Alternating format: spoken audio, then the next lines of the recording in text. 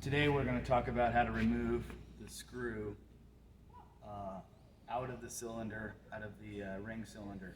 So the first thing obviously would be safety. We want to make sure our power's off. So we can either do a lockout tag out here, or you can do on the main power source on your disconnect, we could do a lockout tag out there. But we want to make sure we're locked out completely, all power's off.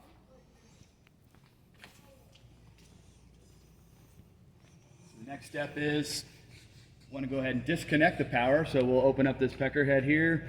We'll label our wires. I usually take a picture of my wires. That way I know where to land them.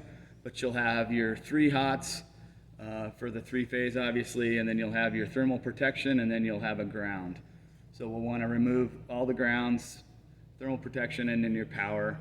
Pull it through the cup, through the fastener. Pull all those out. Pull this wire completely off.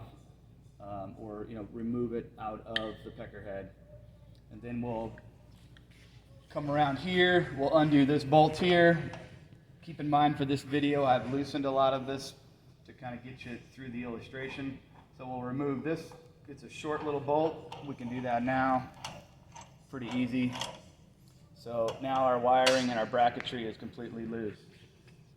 So then we'll pull this again. This has all been loose. This bolt was tight. We'll remove this bolt and washer. You can see that the washer and bolt are the only thing on the end here. Then we get the next step would be the snap ring. So you'd stick your snap pliers inside of here and here, pop that snap ring out, and then inside there's a small little sleeve that goes back about 1.5 inches, touching the shaft itself. So from there, we'll go ahead and remove the 4 bolts that attach the gearbox. So there's a top and bottom bolt. We'll remove those bolts, set them aside, and then from there we'll want to support the gearbox here, and then I typically will strap it here and here with something. This is about 100 pounds for this little gearbox. So it's something that if you have some kind of mechanical advantage like a forklift or a little hoist or something to help us support this.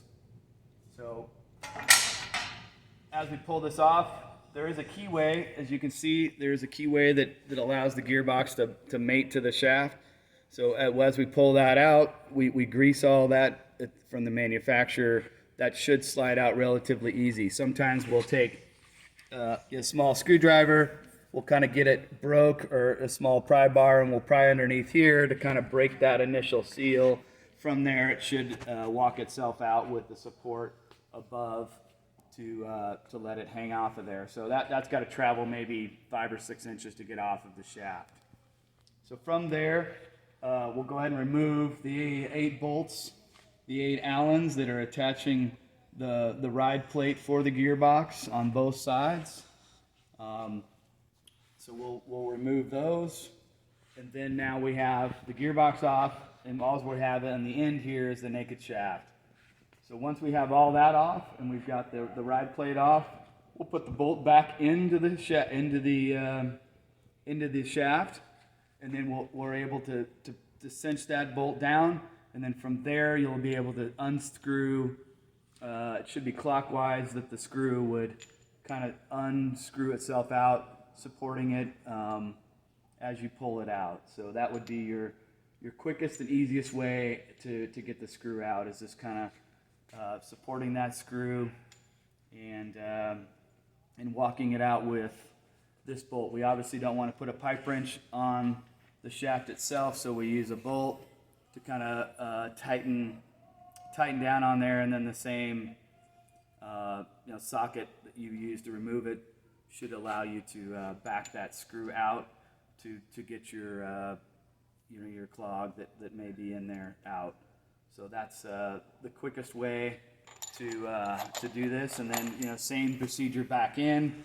Once we've put everything back in, we'll want to lube the shaft with a little grease. Put your keyway back in, slide everything back on, put your sleeve in, and then your snap ring, large washer and bolt back in. Tighten it all back up, dust cover back on, rewire your pecker head, and and reattach your channeling for your wiring here.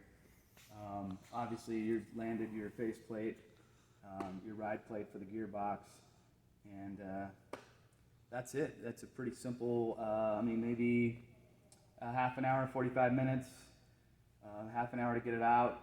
And then, yeah, working that shaft out with that nut. That's the key, is not to put any channel locks or vice grips on the shaft itself, because it's pretty close tolerance between the gearbox and that shaft itself. So it does slide out. It just, again, may need a little persuasion down at the bottom just to kind of pop that seal to slide it out. So that's the down and dirty on removing the gearbox and clearing that shaft.